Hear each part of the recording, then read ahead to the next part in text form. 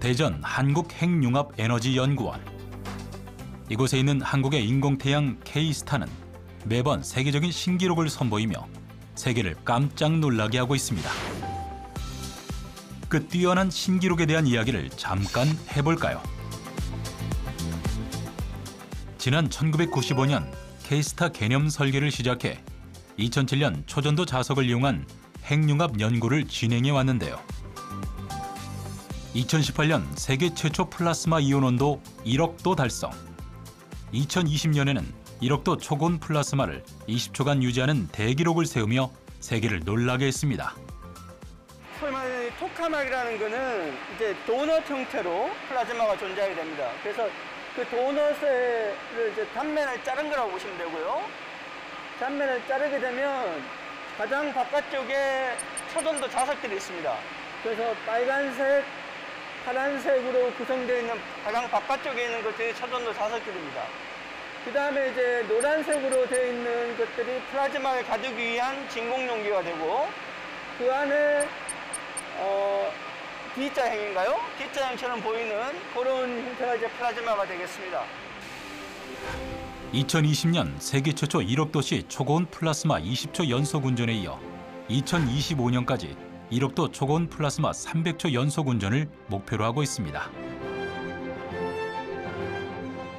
K스타 장치는 지금 현존하는 장치 중에서는 가장 성능이 좋다고 말씀드릴 수 있고, 물론 이제 다른 선용에서 새로운 장치를 짓고 있고 K스타가 훨씬 좋은 장치를 짓고 있습니다. 그렇지만 아직 완공된 건 없고 또 앞으로 완공되겠지만 그것도 시간이 굉장히 많이 소요될 겁니다. 이제 우리 장치를 하나 만들면 그 장치의 최고 성능을 내는데 보통은 K스타가 한 10몇 년 걸렸어요.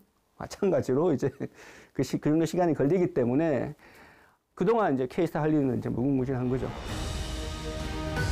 K스타의 성공은 오래전부터 준비되어 왔습니다.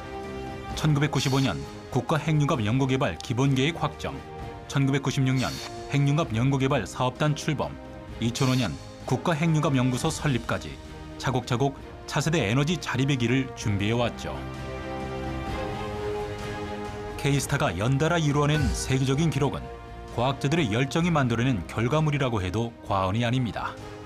한 2주, 3주 넘게 다양한 방식으로 이제 플라즈마를 켜려고 했는데 정말 그게 안 켜지니까 이제 피가 마르죠. 제일 중요한 게 자기장이니까 자기장이 어떻게 분포되어 있는지를 다시 한번 계산해보고 실제로 측정을 해보고 하는 방식을 통해서 문제점들을 파악을 해서 결국은 그런 시나리오를 개선해서 이제 0.1초 플라즈마를 달성했습니다. 그 당시 목표가 이제 0.1초였습니다. 열리지 않는 문을 두들기고 두들겨 방법을 찾아냈습니다. 밤을 새우며 K스타를 지키고 인류의 미래를 위해 인공태양을 밝힐 방법을 연구한 대한민국의 핵융합 과학자들. 2020년 10월 16일 세계 최초 1억 도시 플라스마 20초 연속 운전의 성공. 전 세계를 놀라게 한 한국의 핵융합 기술은 지금도 발전하고 있는 중입니다.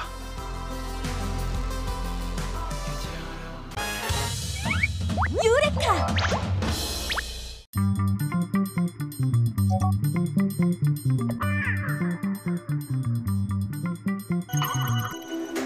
실험실 한켠에는 지난 연구의 결과물들이 고스란히 전시돼 있습니다.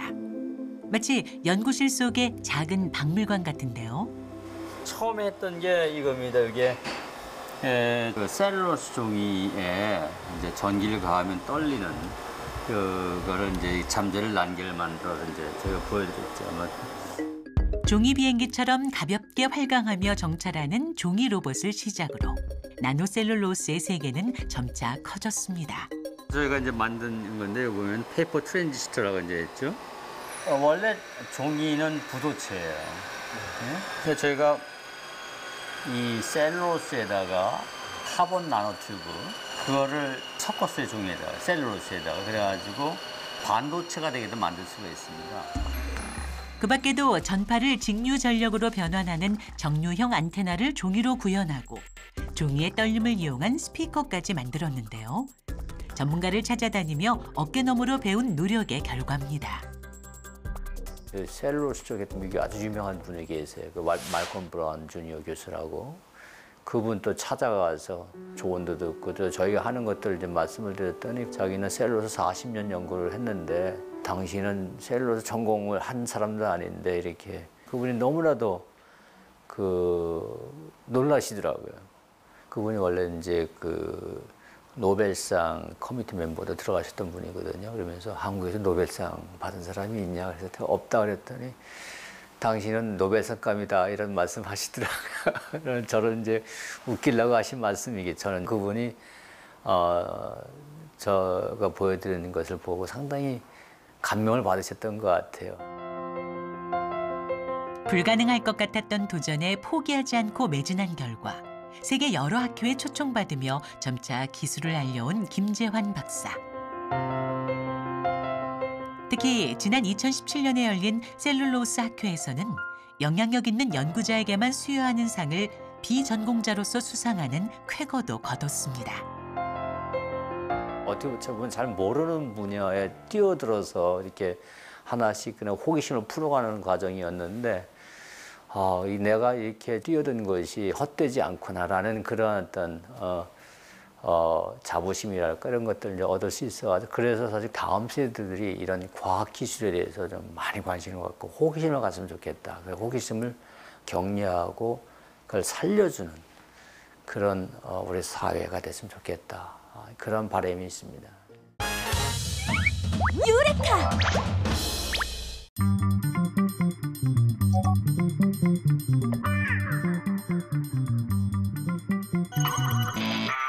세팍타크로의 진가는 공격에서 드러나는데요. 어떤 공격 기술들이 있을까요? 먼저 하프롤링 스파이크입니다. 한 발로 점프해 반 바퀴 돈 후 점프한 발로 킥을 하고 바로 서는 기술이죠.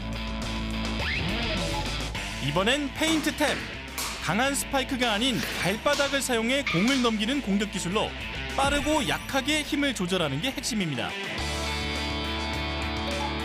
마찬가지로 발바닥 공격 중 하나인 탭 스파이크는요.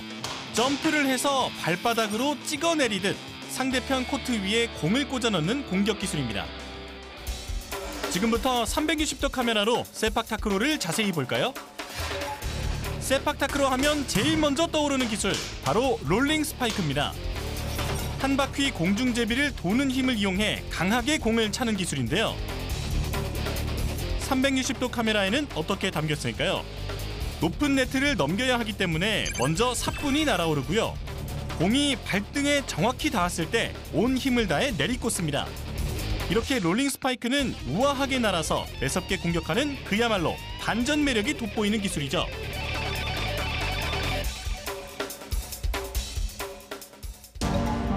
이번엔 세팍타크로 기술의 꽃, 시저스 스파이크를 살펴볼까요? 일명 가위차기라고도 불리는 기술인데요. 점프로 껑충 뛰어올라 다리를 가위처럼 비틀어 공을 발등으로 내리꽂는 역동적인 순간이 360도 카메라에 그대로 담겼는데요. 유연성과 순발력, 점프력은 기본, 강력하게 공을 차는 힘까지 선수의 모든 에너지가 어우러져야 완성되는 기술입니다.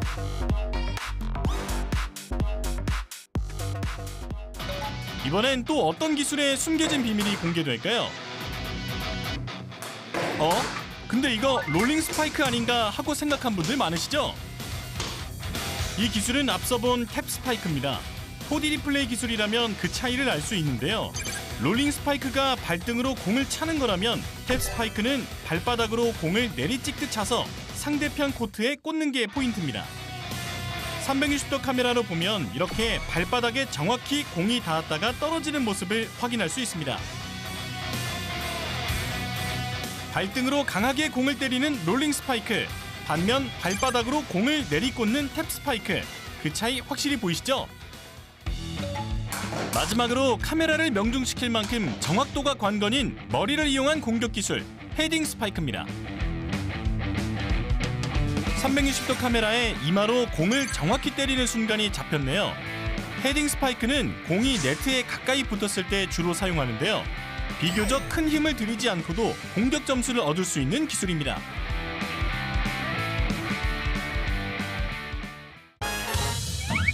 유레카! 이거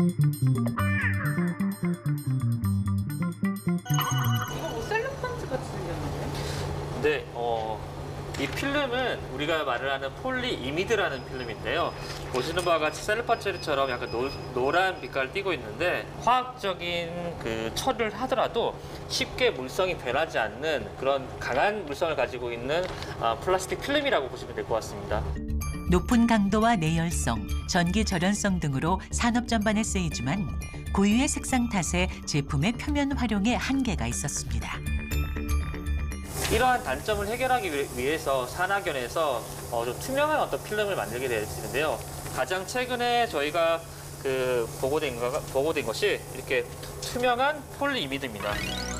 소재로 세상을 바꾸는 정용채 박사가 그 주인공입니다.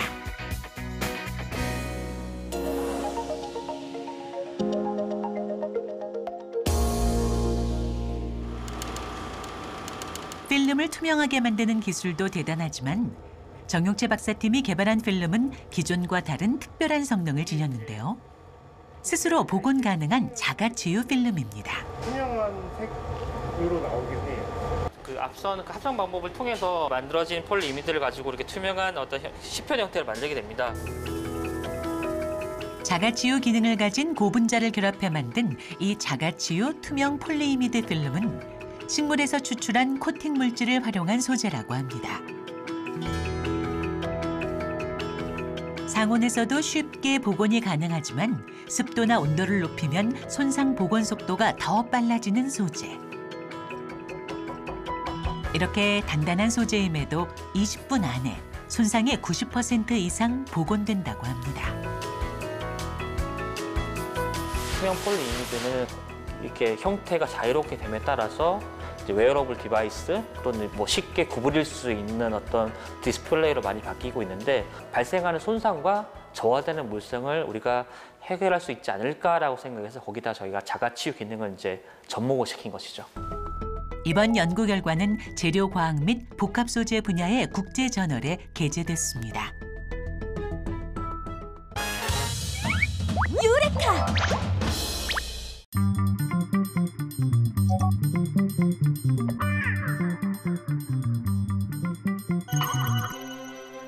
우리는 그동안 논문이나 도서, 영상 자료 등 국가가 관리하는 지식 정보를 얻으려면 웹사이트나 기록원, 도서관 등 다양한 채널을 통해야 했는데요.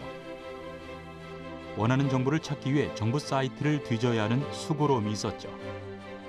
하지만 이제는 디지털 지편전이라는 하나의 플랫폼에서 편리하게 이용할 수 있게 되었습니다. 국민 모두가 지식 정보에 쉽게 접근하고 활용할 수 있는 사회를 만들기 위함이죠. 이를테면 여러분이 지금 당장 동의보감에 대한 정보가 필요하다면 디지털 지편전을 통해 누구나 집에서도 확인할 수 있는 겁니다.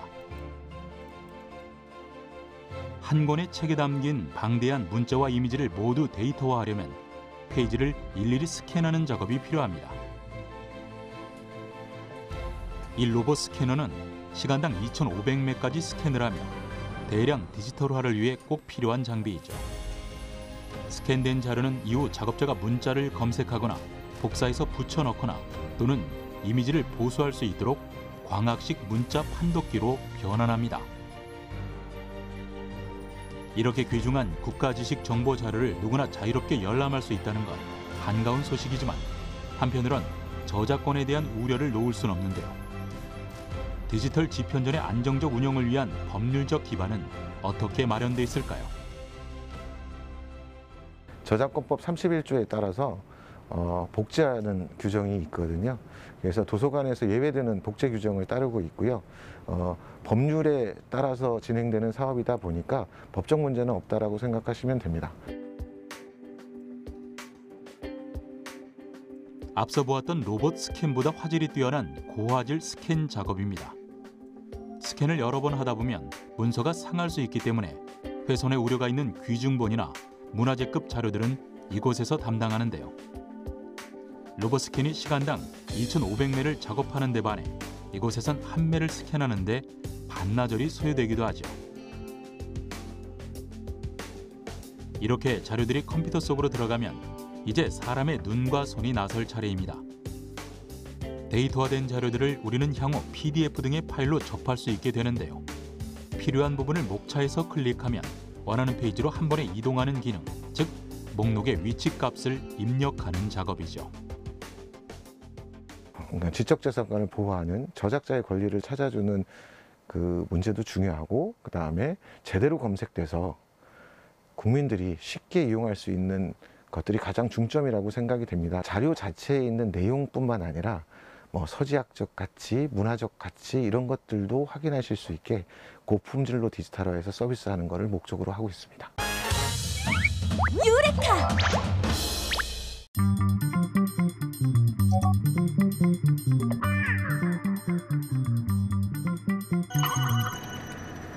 갱도는 전용 차량을 이용해 출입합니다.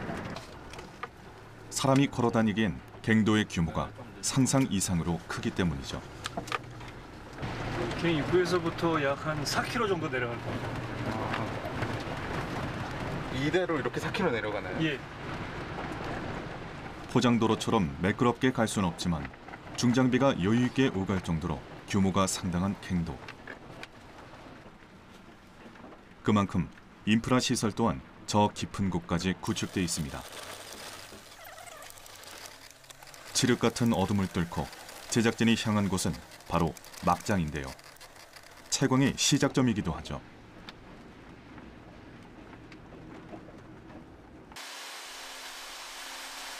갱도의 끝, 굴진을 계속하려면 막장에서의 천공 작업이 필수적입니다. 안반에 화약이 들어갈 구멍을 뚫는 작업인데요. 자세히 보니 가늘고 긴 초대형 드릴을 회전시키며 안반 깊숙이 구멍을 뚫습니다. 그 깊이가 깊을수록 폭약의 효력이 더 크게 나타나는데요. 이곳에선 한 번에 20m에서 50m까지 천공할 수 있는 특수 차감기들을 사용한다고 합니다.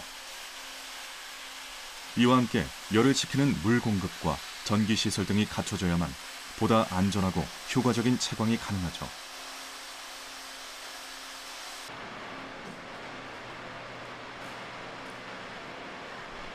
천공 작업 후 곧바로 장약 단계로 이어집니다. 차감기가 만들어 놓은 안반 구멍에 화약을 밀어넣는 작업. 갱내용 발파 폭약의 경우 폭약 온도가 낮고 화염이 발생하지 않는 폭탄을 사용하는데요. 광업 현장에선 이러한 과정들이 익숙한 일일지도 모르지만 갱도의 어둠조차 낯선 이들에겐 안반의 폭약을 수없이 꽂고 또 밀어넣는 이 모습이 참 생소할 겁니다. 안전이 우선인 산업 현장. 사용하는 화약 또한 기능이 다양하게 개발되고 있어 안전성뿐만 아니라 내소성, 내한성 등이 높다고 하네요.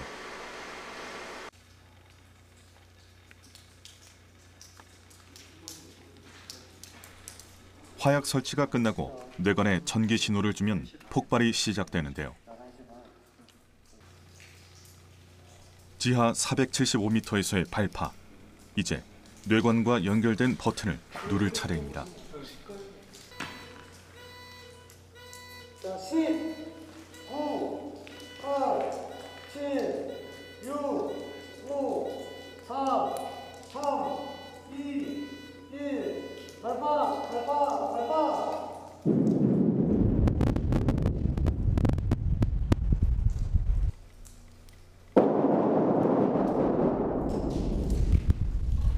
예미산 골짜기를 울리는 묵직한 폭발음.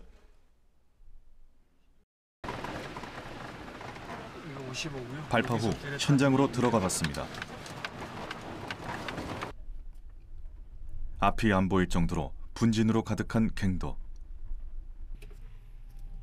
짙은 화약 냄새 사이로 조금 전과는 사뭇 다른 풍경이 드러납니다. 그죠? 그러지 마시오.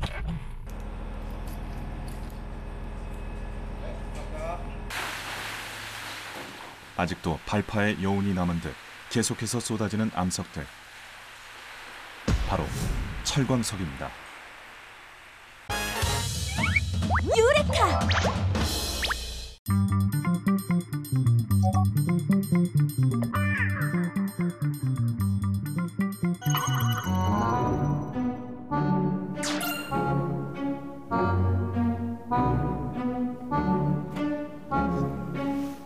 아이 진짜 잠깐만. 이 아침에 왜 내가 걸리냐고. 나만 아니면 된대. 아 지금 몇 시예요? 시간이 5시 34분. 한숨이 나오네요. 옥천 오신 김에 옥천의 명소. 옥천의 명소. 벚꽃 말고 또 있어요? 예. 일출의 명소. 일출의 명소. 일출. 용암사.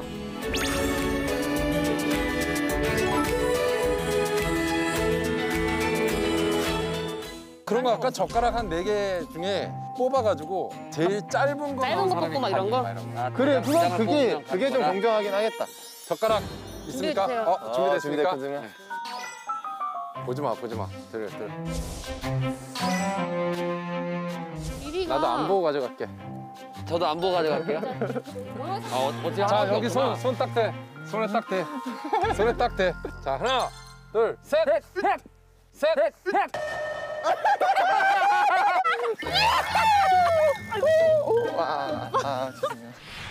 얘들 어디 안 숨어 있어요? 뭐 마초하고 뭐 대장반장 어디 안 나와 있어? 에이, 갑시다. 빨리 가. 저 뭐야? 해 뜨려고 그래. 빨리 가야겠다. 날도 그렇게 안 춥고 딱 좋네. 일출을 보려면 어쨌든 높이 올라가 봐야지. 우와, 절이 이렇게 돼 있구나. 여기가 이장님이 얘기하신 그 용암사. 아직 보수 중이신가? 근데 무슨 절이 시작할 때부터 계단을 타고 올라가냐? 제3 전망대다. 제3 전망대 다 왔다. 제1 전망대까지 올라갔어요. 제일 전망대까지 올라가야 된다고요? 정상으로 갔어. 여기도 예쁜데? 얼마나 더 올라가야 되는데?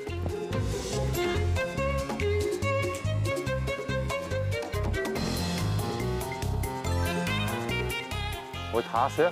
거기야?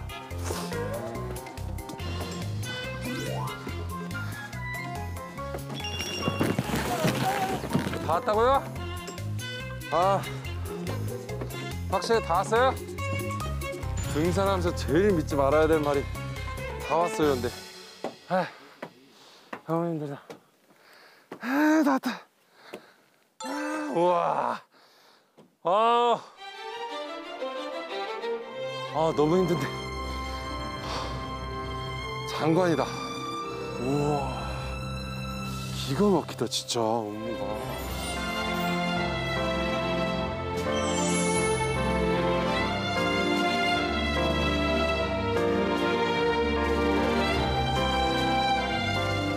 딱 저쪽에서 뜨는 것 같은데, 태양이. 지금 보니까. 저기서 뽕곳 나오잖아, 뽕곳.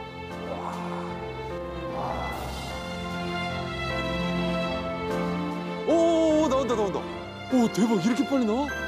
대박. 대박 사건. 나와. 우와, 대박.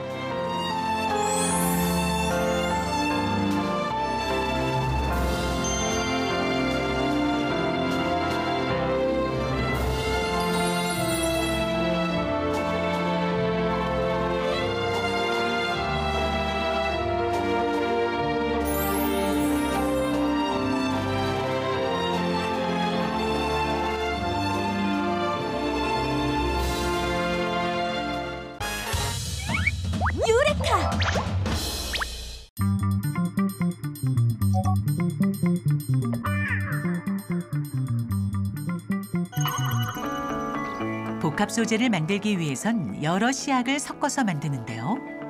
최근 정용재 박사는 새로운 방법의 자가치유 소재를 개발했습니다.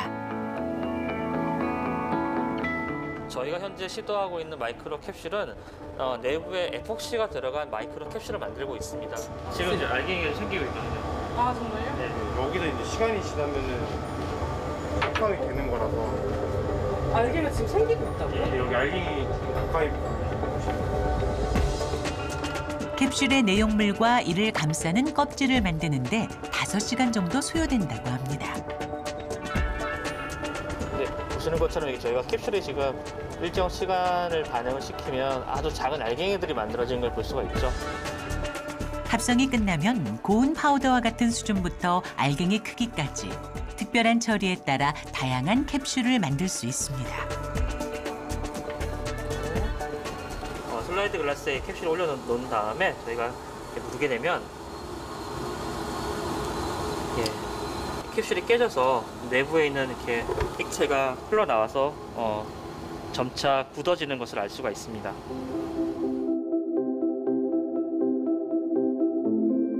마이크로 캡슐은 외부의 환경 요인에 따라 발생하는 여러 손상을 빠르고 효과적으로 복원할 수 있다는 장점이 있다고 합니다.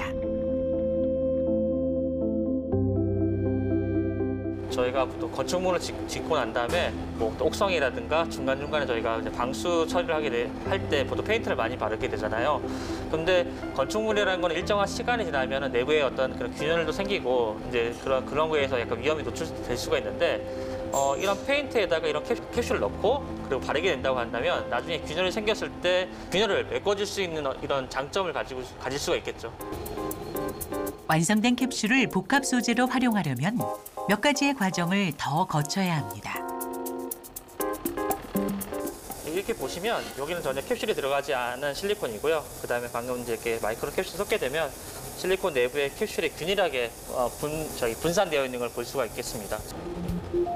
소재 내의 캡슐의 분포와 그 양에 따라 소재의 내구성이 달라지기 때문에 최적의 조건을 찾는 것이 중요합니다. 저희가 마이크로 캡슐을 만들고 난 다음에 뭐 표면을 좀 더 분산성이 좋은 특성으로 저희가 뭐 게시를 하기도 하고요.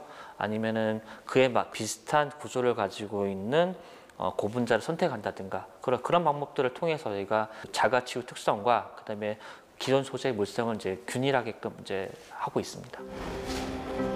진공 오븐 기계에서 110도로 1시간의 열 처리 과정을 거치면 제품으로 사용될 수 있다고 합니다.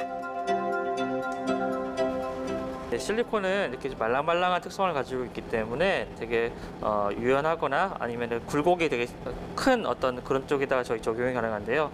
보시는 것처럼 이제 일정한 시간이 지나면 이렇게 저희가 이렇게 필름을 얻어낼 수가 있게 되고요. 지금껏 자가치유용 캡슐은 주로 플라스틱이나 코팅제에 쓰였는데요. 정 박사는 이를 새로운 분야에 적용했습니다.